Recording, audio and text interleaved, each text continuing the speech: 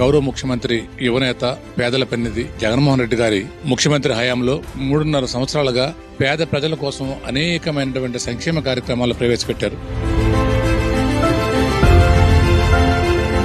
ఆత్మహత్యలు చేసుకుని వ్యవసాయం దండగాని చెప్పే గత నాయకుల్ని దృష్టిలో పెట్టుకుని వ్యవసాయం పండగగా తీర్చిదిద్దినటువంటి ఘనత ఒక జగన్మోహన్ రెడ్డి గారికి దక్కింది.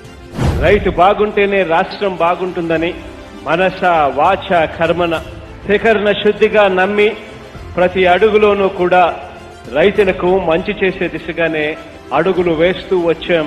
అప్పులు పాలైపోయి రైతులు పంటలు పండించుకోలేక ఆర్థిక వ్యవస్థ సతమతమైపోయి అన్నదాత అయినటువంటి ప్రతి రైతు ఈ రోజు కరువుకు గురైపోయి ఆత్మహత్యలు చేసుకునే పరిస్థితిని చూసి చెల్లించిపోయి రైతును ఆదుకోవాలన్న ఆశతో ఈ రోజు రైతు భరోసా కేంద్రాలు ఏర్పాటు చేసి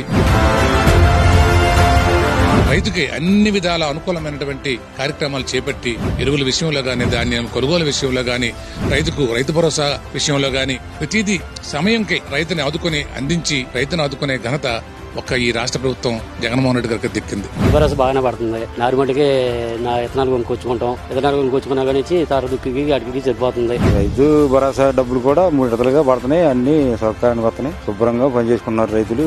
ఏళ్ళపాటు దుక్కులు దులుచుకుంటాం, పంటలు వేసుకుంటాం, వాళ్ళ పనులు చేసుకుంటూ పోతున్నారు. కేంద్ర ప్రభుత్వాలు అదే ఇతర రాష్ట్రాలు ఈ రోజు ఈ రైతు భరోసా కేంద్రాలు చూడడానికి వచ్చి ఇటువంటి కార్యక్రమం ఇతర రాష్ట్రాల్లో జరిపితే బాగుందనే వినూత్నమైనటువంటి ఆలోచనతో ఈ రోజు ఈ రాష్ట్రాన్ని ఆదర్శంగా తీసుకోవడానికి ప్రయత్నాలు చేస్తూ ఈ రాష్ట్రం యొక్క జగన్మోహన్ రెడ్డి ద్వారాగా ఔన్నత్యాన్ని పొగుడుకొని వాళ్ళు పరిశీలించుకొని ఈ కార్యక్రమాలు దేశమంతటా అన్ని రాష్ట్రాల్లో చేయాలనే ఆలోచనతో ఈ రోజు కేంద్ర ప్రభుత్వం కూడా కృతనిశ్చయంతో ఉందంటే ఈ రోజు జగన్మోహన్ రెడ్డి గారి పనితీరు, ఆయన చేస్తున్నటువంటి ఈ సేవా కార్యక్రమాలు రైతుల పట్ల మనకు తెలియదేమి కాదు.